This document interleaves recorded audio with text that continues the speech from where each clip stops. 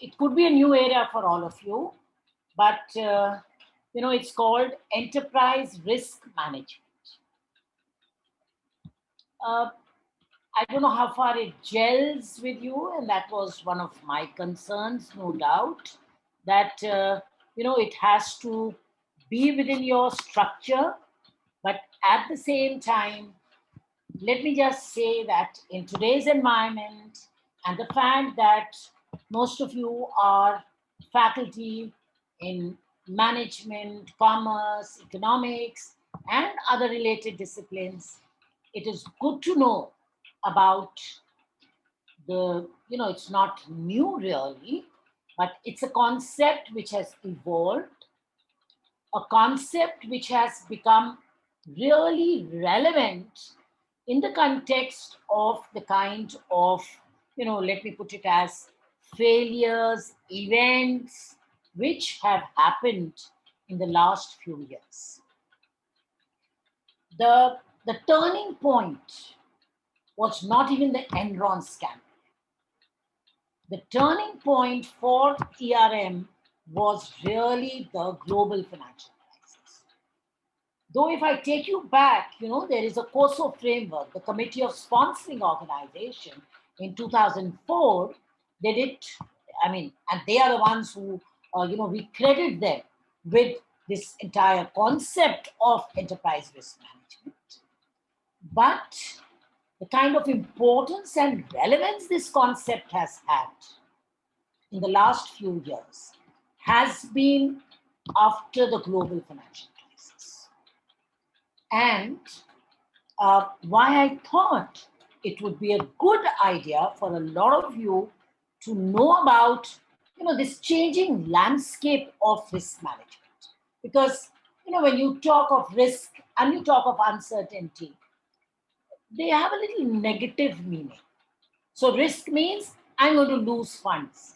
And if as a financial manager, I'm definitely going to lose funds. So if there's a risk attached with the portfolio, there's a little high probability of my losing. Now this concept of enterprise risk management looks at both the upside and the downside of risk. And,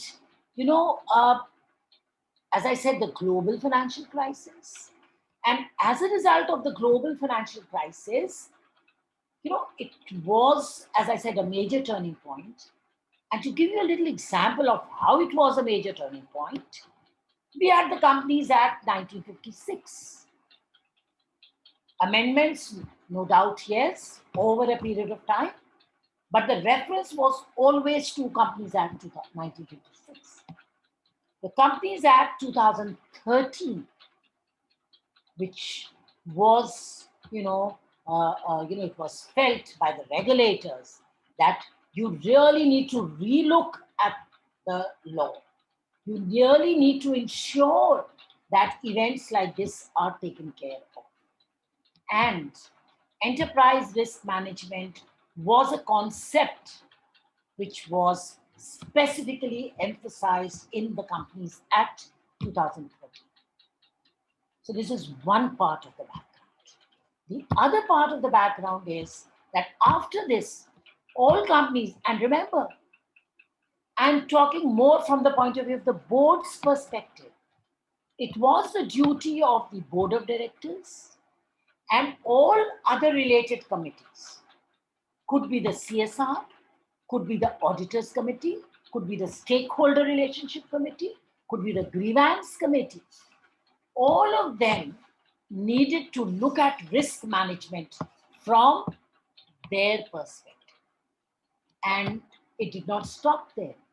Companies had to have a risk management policy and they would need to put it on their website. So, and to just add on to this, so that you understand that risk or enterprise risk management, as we are saying, is not only finance, is not only accounting. An important dimension of enterprise risk management is business continuity planning, BCP. And this is what the Tata's case has also told us. So my perspective in giving you this overall, background of ERM is that, it's something which has become relevant in the last 3 or 4 years. And, in fact, let me also say here that it was sometime about 5-6 years back, we had got a special request from a public sector undertaking to do a program on enterprise risk management. And that was the time, even I was not much aware. But when we looked up and we realized, oh, this is how relevant it is going to be in times to come. And that is how, we realize that whether it's supply chain, whether it's strategy, whether it's business continuity planning, all of them are integral parts of enterprise risk management. So the focus here in today's lecture would be to give you a broad overview and then maybe, generate enough interest for you to read it up on your own or look it up on your own. And let me also tell you, it's a very good research area, very good research area. The important point is that enterprise risk management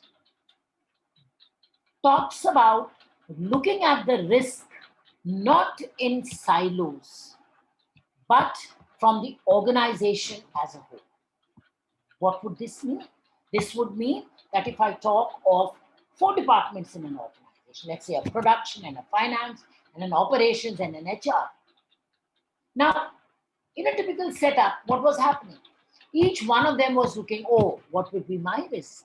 But now, after ERM, everybody needs to look at enterprise risk management as a complete whole. Okay? So this is one important part which says, and I would also say, this binds the whole organization together. So you look at, I would say risk from a holistic perspective, and that is, what would be our main focus. Before I go ahead, to help us understand a little more about enterprise risk management, there are 4 dimensions which are very relevant for enterprise risk management. In fact, when I say identifying key risks, what are they? And that should help you to understand, the holistic whole of ERM. So I would say the key risks in ERM are 1, strategic risk, operation risks, reporting risk, and compliance risk. And this is what we are borrowing from the regulators' framework. So the regulators have said ERM is about these 4 risks. So what is strategy? Each one of us understands, the kind of, importance the strategic decisions in a business has. And who is in charge of strategy? It is your board.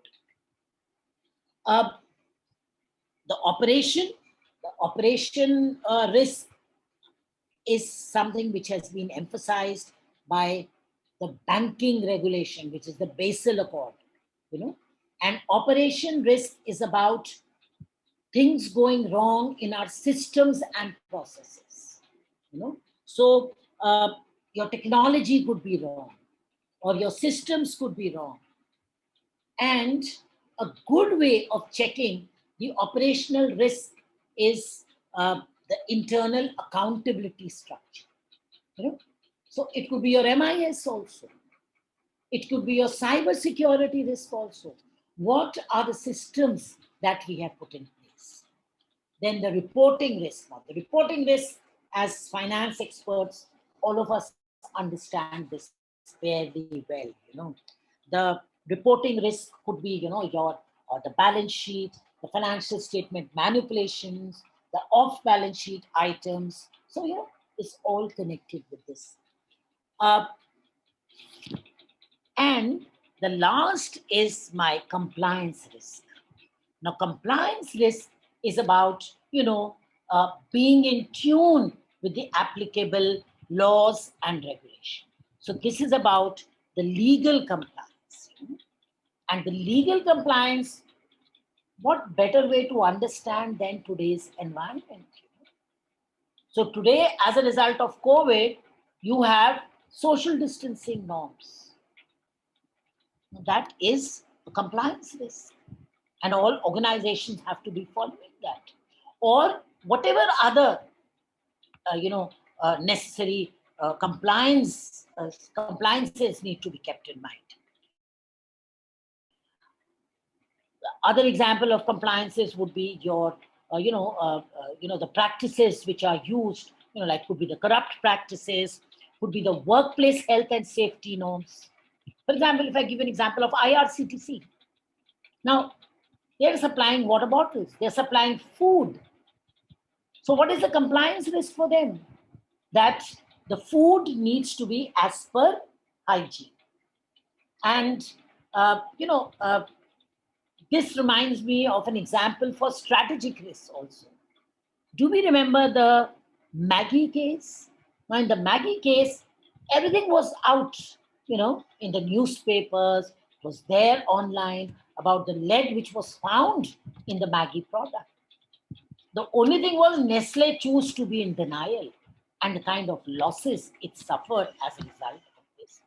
So, various events like this have more or less made it mandatory for organizations to look at risk from a holistic perspective and not in silos. So in the Maggie case, you can't say, oh, it's the production department which is at fault. No, you need to look at other divisions also. Then, for operational risk also, one could give you a lot of examples here. But if you read the last two lines here, risk need to be managed at the speed of risk. So this is like, the frequency of it occurring. How fast would be the speed of risk would need a lot of efforts from the side of the organization. But risk is not hygiene. Now, this is an important statement, which we make in ERM. What does this mean? Risk is not hygiene. Now, what is hygiene? You get up in the morning, you brush your teeth, you have a bath every day, you wear clean clothes. What is that? It is hygiene. So, risk is not hygiene. You know what it means? Risk is simply not compliances. So, if you're going to talk of risk, it is not that I maintain social distancing norms, I maintain the food safety standards, and that becomes risk compliance. No. So risk is not just regulatory compliance. It's a lot more than just hygiene. Okay. In the context of enterprise risk management, you can think of various examples in the present scenario, which have made this whole working mandatory. Just 1 second. Now, the way the whole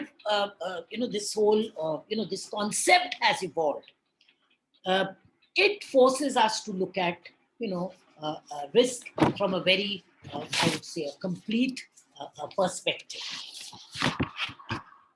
Okay. Now, we just told you about some basic perspectives of risk, and this also should help us understand, and why I'm just making that little background part a little clear. Here is so that some commonly accepted myths about risk, we do not think that this is what enterprise risk management is all about. The black swan theory. Everybody thought swans were white till you discovered a black swan. And what is this all about? It's about events that come as a major surprise, they have a major impact, and they are hard to predict. And, earlier we would give a lot of other examples. Like I could give an example of a virus infection here, or the collapse of BlackBerry, or Adobe, or Sony Entertainment, where they had to actually stop the screening of a movie, many years back. But now I think the best example for this would be my COVID. You know what? COVID is being uh, related. COVID is being compared to a black swan event. Events that have a rarity of occurrence, but if they occur, their impact is very, very significant. I'm not going to do that part detail here, but when we talk of enterprise risk management, we talk about we talk, about two variables. Two variables become important in the context of enterprise risk management. And these two variables are probability and impact. And how do we look at it? What is the probability of an event occurring? And what will be the impact of an event? For example, the probability of an earthquake, the probability of a Katrina could be 1%, could be 2%, or maybe negligible. But all these structures which are coming up today are earthquake resistant. Why is that so? Because if this event were to happen, the impact could be very significant. And that is the whole reason why, this black swan events kinds of phenomena are being looked at very carefully. And the other reason is that for a lot of these events, like the COVID event also, there's a human perspective involved. So why are we not taking the COVID lightly? It's because human life is involved. So it's important for organizations to prepare a contingency plan which helps us in looking at how you could manage, control, and have ways, have a plan, a contingency plan to to take care of this event as and when it occurs. Let me give you another example. So one could give a lot of examples. Like remember, I was mentioning BlackBerry. Now, this was all corporates, all executives, everybody. It was a status symbol. So till 2007, everybody had a BlackBerry. But what happened? You did not see the innovation coming, and that was the time the iPhones came out, and BlackBerry did not innovate. And the same could be true for a lot of other products also. So you look at the kind of innovations and inventions, which have come up. Or, I don't know whether a lot of us remember this Modi Xerox. Now, it's all about anticipating the invention and anticipating the innovation to take into account. Okay, as faculty, as educators, a good example here could be the publishing business. Just a year or two back, or maybe just before COVID, it was mandatory for all students to be reading books. Okay, COVID has probably, the pace has increased with all the online lectures. But even before this, the publishing business was being threatened with the online sources, the open sources, and the fact that a lot of information was easily available online. Now, uh, the whole, idea of giving you, these examples And this perspective is that organizations need to look ahead, not just 5 years, but maybe 10 years down the line. In fact, for startups, so you'll find there are some startups that are very successful and some startups are not so successful. It is said that when a startup comes up with a product A1, it needs to have a product A2 and A3 in its kitty. Because when you come up with a product A1, somebody would have definitely innovated and somebody could replicate your product. And then, probably, you need to think faster or innovate faster and come up with a newer and a more, I would say, an advanced product. Okay.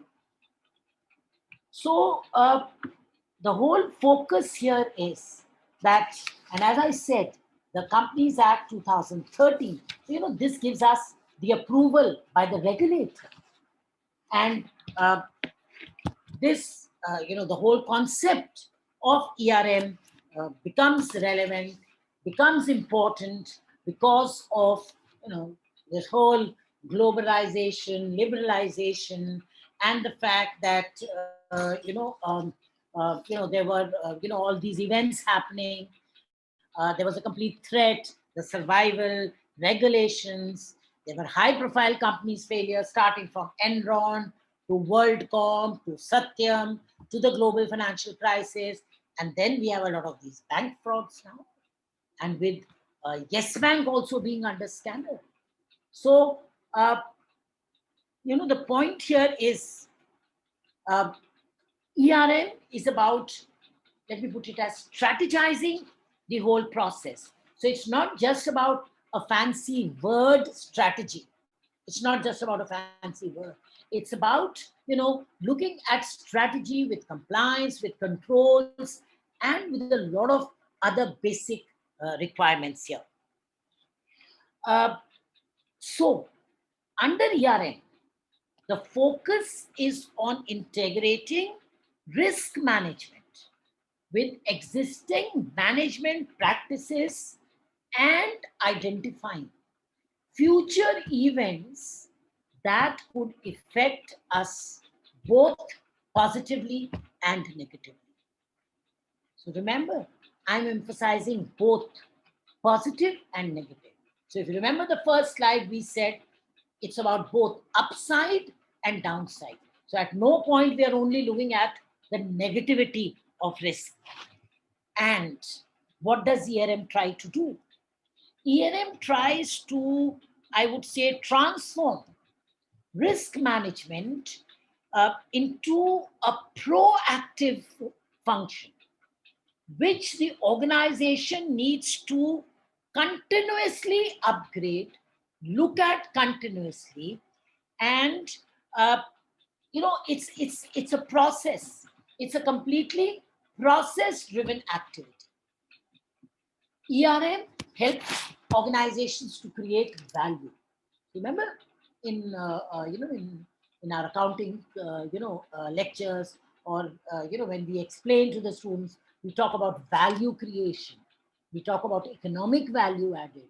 Now, all this is a sub-part of enterprise risk management. So enterprise risk management does talk of value creation by an organization. So what happens? So what has happened as a result of these high company failures, the chances of an organization survival and all? The focus of ERM has been to decide which risks are important. And once you decide these risks, then you integrate these risks with the main plan, and then you decide how to control them, how to manage them, how to deal with them. I'll again emphasize that it's about the right checks and balances that you try and maintain in an organization. Now, the concept of ERM is not a static phenomenon. So that is again an important part which I'd like to focus. It's not static. It's not that I've done ERM today. If I've taken, so this was what the traditional concept of of risk management was. You decide what is important today, and then so okay, I have put the checks and balances, and that's about it. No, ERM is about a consistent journey. You know what happens? This makes the task of leadership very difficult. There's a constant strain on the leaders. Why? Because there's so much information which is online now. There's so much information which is in the news. There's so much of sector specific information. So all this makes it a strategic challenge for the organization and the leaderships also. And the whole focus in ERM is I need to change the mindset of my middle management or my top management, anybody who has that rigid approach. So since ERM is a top-down approach, it's not a bottoms-up. No, it cannot work bottoms-up. It's a top-down approach. The onus lies with the leadership itself. So first, they need to appreciate, or that is why I started with that it's a board-level function. It's the audit chair. It's a stakeholder committee chair. It's a CEO. It's a CFO who need to, look at how would I, look at, this risk, and I would ensure that, my employees, there is a change in their mindset. Okay. And then yes, we are talking about the fact that it's a complete comprehensive approach, and yes, even though it's a tops-down approach, it doesn't mean that uh, if let's say the board of directors, they decide in their meeting that we are going to look at ERM and we are going to look at the various functions. No, that would never be successful. It is not the task of a selected few. It is the task of each and every individual in an organization. So, a lot of you would then ask, we have continuously been saying ERM is this, ERM is that. What is the difference? So we'll spend, about a few minutes in helping you understand the difference between traditional risk management and uh, enterprise risk management. But before I go to this difference, let me just mention one more part which has just come to my mind about ERM. Uh, whatever I've said till now, this should not give you an impression that ERM is the brakes in an organization. So ERM is not about the brakes in the activities of an organization. So when we've said that ERM is about a continuous journey, that is what we meant, that the focus here would be on the continuous part of the journey.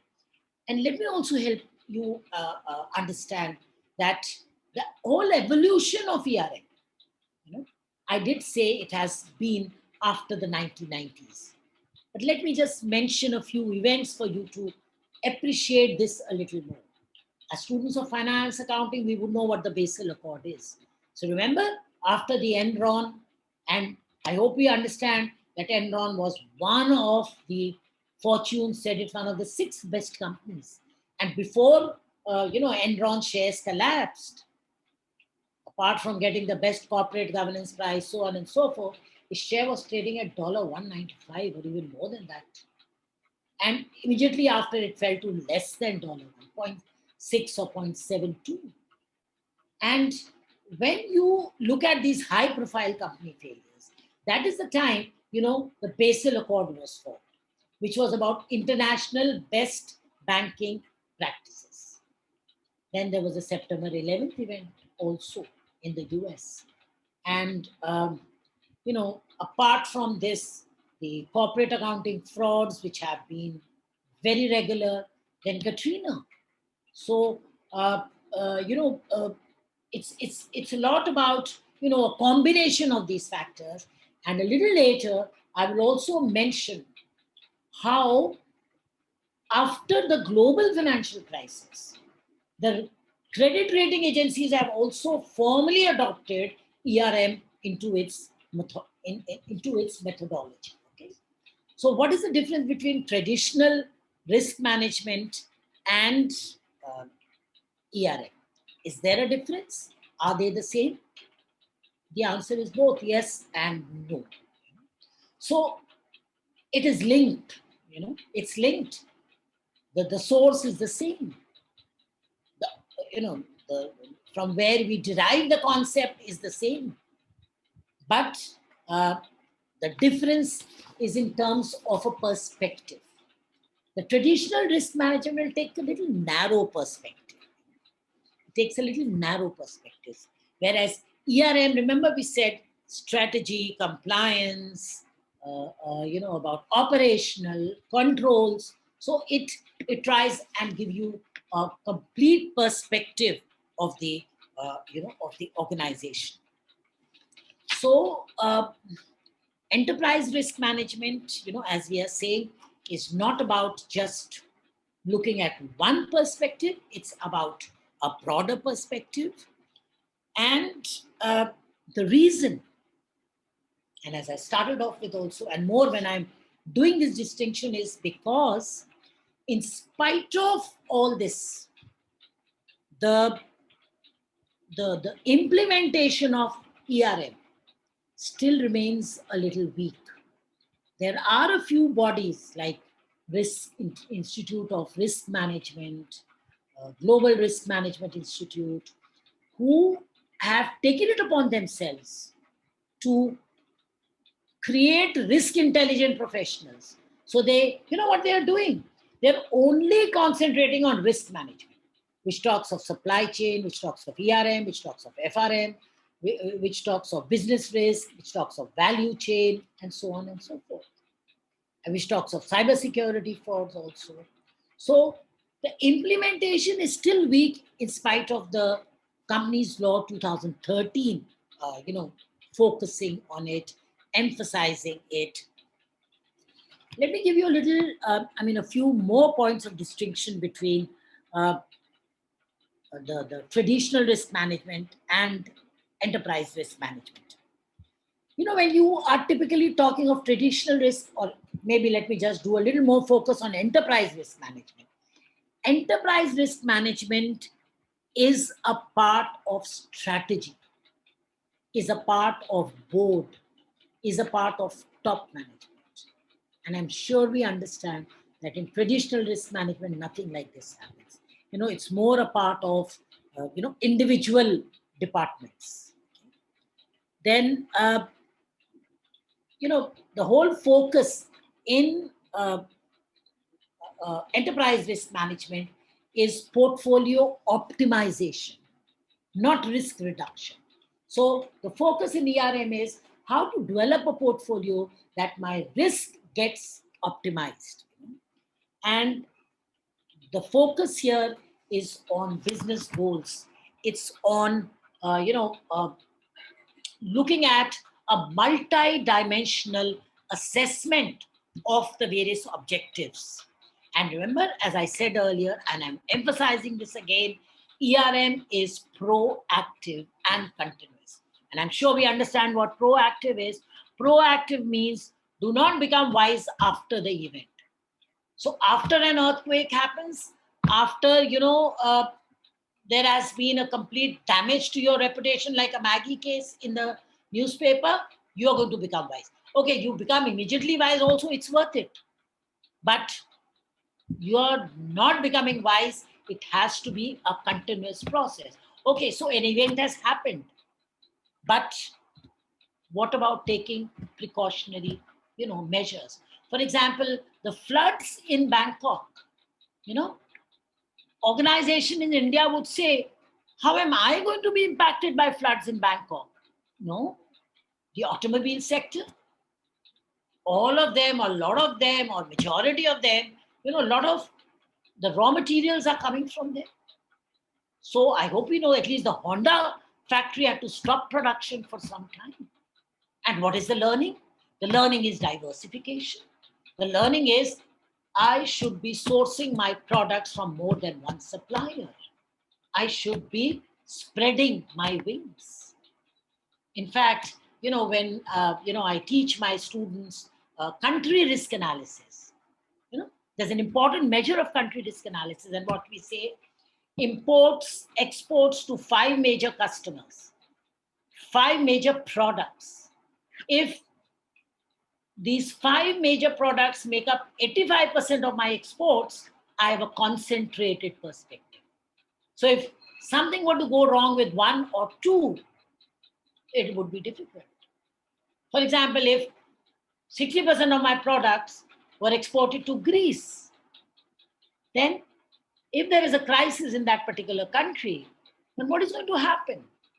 I mean, my imports and exports both will get impacted, and our economy suffers because of the fact that we have not diversified. Okay, and I hope as students of accounting, we all understand what intangible assets are, and I hope we know, and that is where ERM also focuses. ERM is a lot about off-balance sheet items, items which do not find a place inside the balance sheet. So traditional risk is on tangible assets. ERM's focus is on intangible assets. And you know what these intangible? I'm not just talking of patents, trademarks, and so on. I'm talking of customers. I'm talking of employees. So the focus of enterprise risk management is also, it's extended. It's on customers, it's on employees, and the whole focus of ERM is on a change in the cultural mindset. How would you change the cultural mindset of the employees? So I'm reminded of, when we teach mergers and acquisition. What is the one important reason we give for mergers and acquisition not being successful? Apart from, financial and other factors, you say the swap ratio was not good, so on and so forth. One important reason for mergers and acquisitions not being successful is the culture factor. When you bring together people from different cultures, that may not gel well. So the focus in ERM is about the cultural part of organization. How do you change the cultural mindset of individuals? That is the important part.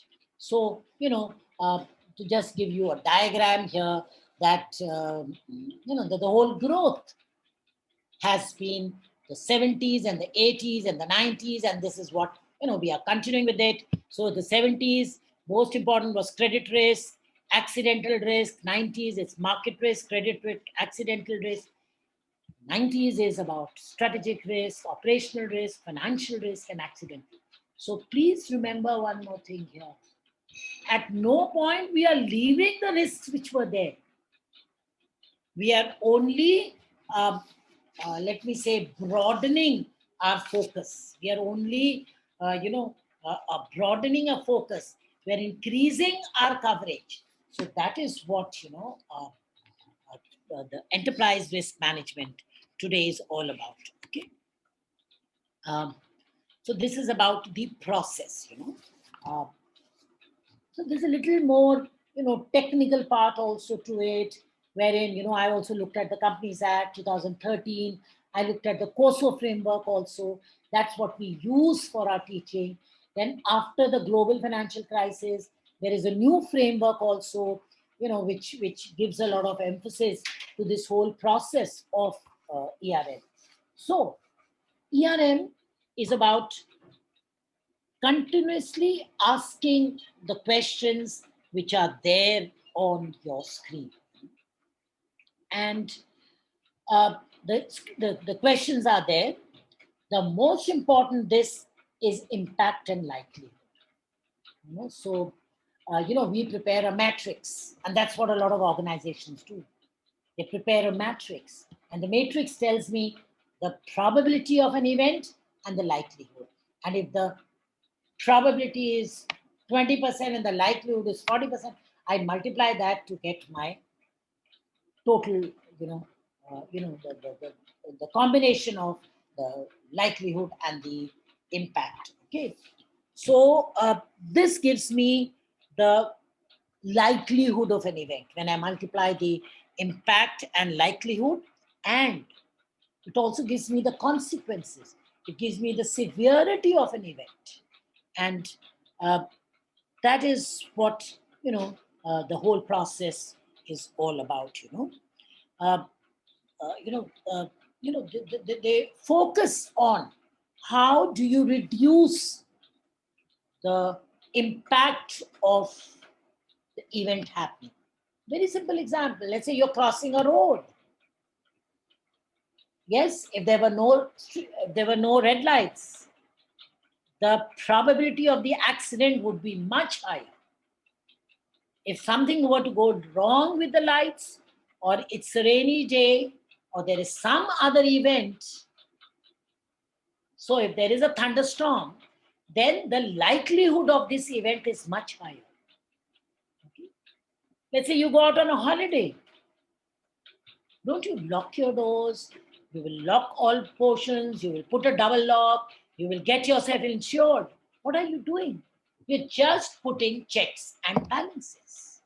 And that is what ERM as a process is all about. And let me give you another example. You talk of cybersecurity risk. There are many examples of a target, wherein the data of the entire set of customers got stolen. Now, what happens? It is said that under an ERM, we need to update the process once a quarter or once in a year. Now, let me draw a simile to this. Don't all the banks tell us when we do online banking, change your password every quarter?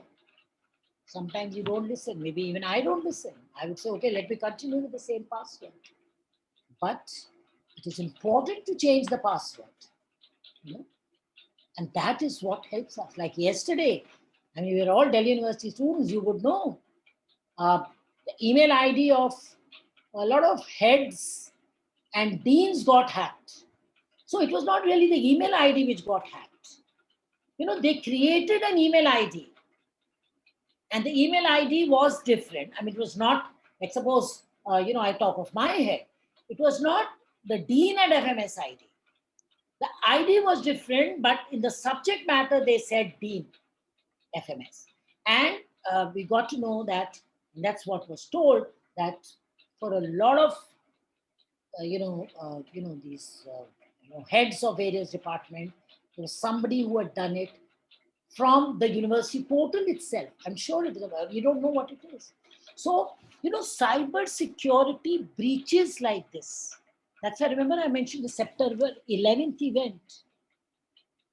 And I don't know how many of you know the Dodd-Frank Regulation Act, which came up in 2012-13. So, all these are, I would say, events, and like how do we put checks and balances in place so that we reduce the likelihood of these events happening. So ultimately, that is the focus. So let's say if it is Maggie, what will it do? It will exercise quality checks. It will do surprise inspection to ensure that events like this do not happen. This is a direct read, which you can read. What is the need for ERM? There is a you reduce the variability, you ensure. So I've explained all of these in a little different context. I will just mention very briefly the ERM and the global financial crisis. It has been the global financial crisis which has been a starting point. We have read a lot about these crises. We have read about ways to overcome. There are many measures which have been suggested. So it's both the why and how to overcome this. The why is, and to a certain extent of certainty, apart from the I would say the real estate and whatever happened, in terms of the bursting of the bubble and how the house loans collapsed. There was an over-reliance on the financial models. There was an over-reliance. You put up a modeling figure and you put up a model and you say, this is what my model will tell me. And nothing more than today's, crisis also to say that models do not tell you all the time. I mean, I have been reading a lot of papers which have come up from established sources, and internationally also, which say that, and they would say, okay, as per our modeling, COVID would get over in June, and so on and so forth. No. So quantitative can never be a substitute for qualitative. And that is, again, a bottom line here. And it was at that point emphasized that the failure to embed the best ERM practices was an important reason, because they said you can only look at risk from one dimension. That's not true. That's not true. This is also what I mentioned, that rating companies earlier, could be your CRISIL, ICRA Care, could be your Standard and Poor, Moody's. And I hope, if you have read about the global financial crisis, how a lot of these rating agencies were at fault, how each of them were fined, and then SEC has fined S&P and Moody's, so the way it happened with Arthur Andersen and so on and so forth. Now, it is formally recognized by rating agencies now that it is a formal factor which will be taken into account. So they will take into account a company's ability to manage ERM. And that's why it's mandatory for all companies to put up their risk management policy online. So ERM will include its reputational. So ERM also includes reputational risk, compliance risk, as I said, day-to-day risk. Operational risk is your day-to-day risk. Supply chain is an important part. Human resources. Remember when I gave you the example of Bangkok flood? It's about supply chain only. So the companies need to put together the ERM perspective, and which will mean both upside and downside of risk. So this is what I've said, that ERM has been formally included as a factor in credit ratings. The whole purpose in telling you all this is that it is an important dimension to look up to. And even I have only started reading about ERM in the last 4 or 5 years. And every time you read, there is some additional information which is coming up. Okay?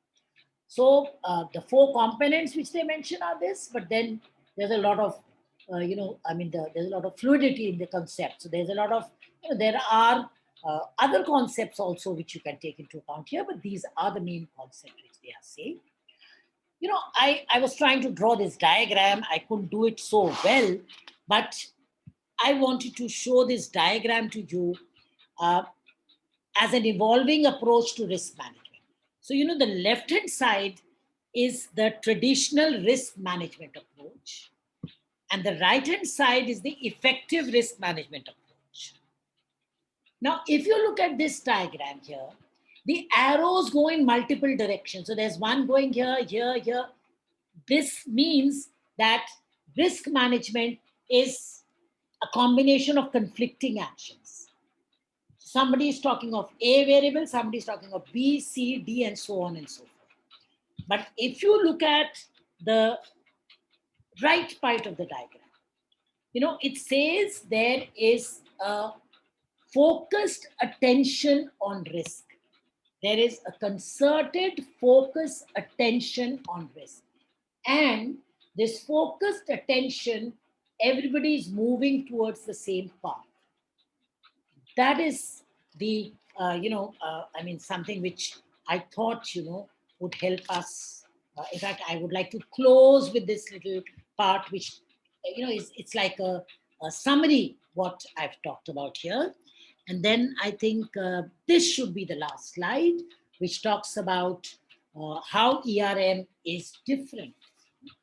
And, like that's what I say.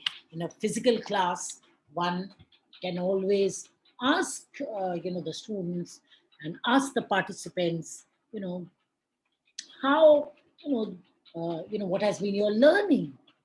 How do you think ERM is different? But, the whole process of ERM is different in terms of the kind of journey we have told, and what we have also said about, this whole ERM being a journey, and it's a continuous journey. And, I have used the word strategy again and again, because a lot of times when even I ask my students, where would you like to work? Or when they say in the strategic role, because strategy is supposed to be coming from the top.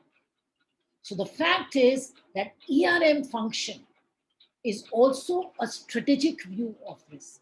So they look at the strategic view by looking at all perspectives, all dimensions of risks. And, what would our discussion on ERM be if we do not optimally allocate the resources? So unless it helps in better resource allocation, unless it helps in better governance, it helps in better ethical standards, it helps in, removing the supply chain imbalances, there's no point in, vouching for a system which, is not effective, which is not efficient. So let me close here by, so this is the last slide, and yeah, it goes by 5 o'clock, nearly 5 o'clock also. And I'm closing now, and thank you, and I hope, this is like just explaining the concept. There are ways, there are methods, there are techniques, but then we leave it to you to read up or, to go into the details. But thank you very much for your patient listening. And I do hope there is a takeaway from this lecture, which is a little different from, your research methodology and other lectures. Okay? So thank you once again. Thank you once again. Yeah, thank you, ma'am, for this enlightening lecture and merging in inter ERM with various other dimensions and other things. In fact, ma'am, tomorrow we have a session on cybersecurity also. So you just pointed that out. Ma'am, there are some questions in the Q&A if you would like to take them up. Yeah, of course. Let me know. I can read a few on the chat also. Okay, so chat is a little clumsy, ma'am. Some other Okay. things also So, going on. yeah, But so you tell you me. can see the Q&A, ma'am. Okay, so you can tell me where are the Q&A. Uh, Yeah, this is Q&A only, which I yeah, have. yeah. Yeah. Okay, so whatever you like to take up, ma'am, you can. I can take up all of them. So the first one says, how can small businesses start up incorporate enterprise risk management? See, uh, ERM is not something which is very costly. Remember what we said? It's it's about a change in mindset. So whether it's a small business or whether it's a business, it's about integrating your strategic plan with other functional areas in the business. And if I put it in one line, it's about taking a holistic perspective of an organization. So, I'm not looking at different departments separately. I'm not even looking at a strategic, operational, reporting, compliance separately. I'm looking at all of them together and then seeing, okay, this is how you know, my, risk will look like. So it really doesn't matter, because ERM is ultimately, what is the purpose? The purpose is to improve the performance. Purpose is to upscale your work. So I think that would be my response to this. Uh, the other question is, I want to know the meaning of top-down approach. The top-down approach means something which starts from the board of directors. Something which starts from the board of directors, and something which starts from the board of directors. Top-down means it has to start from the top leadership. So I would not say that the middle level thinks of, an alternative and then goes upward. It has to be generating first from the board. And that's why I said the top down means the board will first discuss the strategy, the compliance, the controls. The audit committee will discuss this. The stakeholder committee discusses this, and then passes it on to the second level of the employees. So, when you draw a chart, you start from the top, then the second level. So it's not that the third level is taking a call on ERM. No. What I mean is the top two levels, CFO, CEO, and so on and so forth. So that is what the top level means. So yeah, there is a very interesting question now. How risk of pandemic, war, terrorism will be incorporated in ERM after COVID risk? Let me tell you, COVID is a black swan event, remember? And everybody has been calling it a black swan event, implying that's an event of rare occurrence. All swans were white till a black swan was discovered. Otherwise, nobody would have believed swans could be black. Now, the risk of pandemic, war, terrorism, I'll give you an example. And I mentioned this, but at that time I skipped the example. Let me give it now. Sony Pictures Entertainment suffered, a major cyber security breach in 2014. So it's not very old. And this led to the cancellation of a theater release of, the movie was The Interview. It was a comedy movie. Why it happened? It actually, it is said that it was one of the worst attacks in history. And how did it happen? What happened was, Sony, till this attack took place, there was a lack of preparedness on the part of the company to protect, the employee and customer data. So they had no mechanism of doing that, or they were not much concerned. In fact, it is said that the guests could come inside the, their theater or their, whatever their workplace was, and wander in the company without even an escort, and the computers that were logged in, they were left unattended. So the guests could enter without an escort. You could wander wherever you wanted to, and the computers were also not, were left unattended. They were logged in and left unattended. For Sony, cybersecurity was not a top priority at that point of time. And this led to, so this is actual scenario which happened, this, this breach which happened, led to the cancellation of this release, this comedy release movie, The Interview. And as a result now,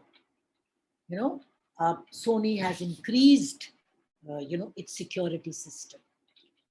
Now you talk of war, the September 11th. I'm sure the US has taken a lot of ways and measures. Look at the kind of security as it has been strengthened. Of course, it has been strengthened. Even the COVID, the closing down, the lockdown, and the fact that we are slowly opening the lockdown. It's not ERM, but it's about checks and balances. So ERM is just about check and balances in place. So, uh, you know, and since I'm on this, let me help you understand what generates cyber threats. And since you have a session also, this is an important dimension of ERM, cyber security risk. The kind of incident which happened, impersonation, phishing, engineering attacks. And you know what is the weakest link? The weakest link in cyber security is the human element. That is, what is one of the reasons. And, it's important to have a company-wide policy on security. I mentioned about Adobe. You know what the hackers had done? They removed information relating to about 2.9 million customers. And you know what they did? Including customers' name, encryption, credit or debit cards, and other details. And similarly for Target in 2013, it's a Walmart kind of a score, a little better than Walmart in US. I mean, people will not go to your store. And US, everybody use a debit and a credit card. Nobody's going to use the cards if this is going to happen. What is this risk matrix? Yeah, the risk matrix is, I cannot explain it here, but it's about the probability and the event. So it's about the multiplication of the probability and the event, to give me, the risk factor. So the probability and the impact. So if the probability of occurrence of an event is 20%, and its impact is also 20%, then then it'll be a 40% probability that that event can occur. So remember, we did explain it in one of the slides here. Wait, just let me go back if I see. Did I give you this? No. Did I give you this part? No. I have not given this part here, but it's about, finding out the, the two parts here. Remember when I say about the possibility and the probability of an event occurring, and how soon will it be? So the risk matrix, since I didn't want to do this part in detail, but what a lot of organizations do is they construct a complete matrix on the basis of the probability of an event and the impact. So I'm again saying probability of an impact, probability of an event and impact. And the multiplication of the two gives me, when the event would occur. Okay, so that's the risk matrix, but it's a complete matrix, 2 by 2, 3 by 3, 5 by 5. So maybe if you just go online, you'll be able to find that. I did not put it in the slide here because I just thought, it will go to a different level. And since this was just a 1-hour lecture, I didn't go into details. But yes, it's an important tool to help companies determine the kind of risk they are exposed to.